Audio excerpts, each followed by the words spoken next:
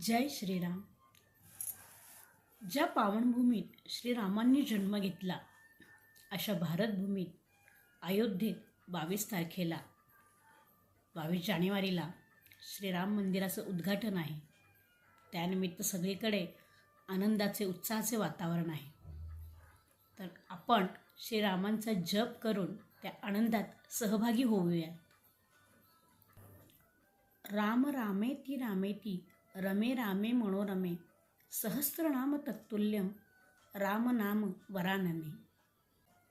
याचा भावार्थ असा आहे की महादेवांनी पार्वतीला सांगितले की रामाचा एक वेळ नाव घेतलं तरी विष्णूचे सहस्त्र नाव घेण्यासारखे आहे.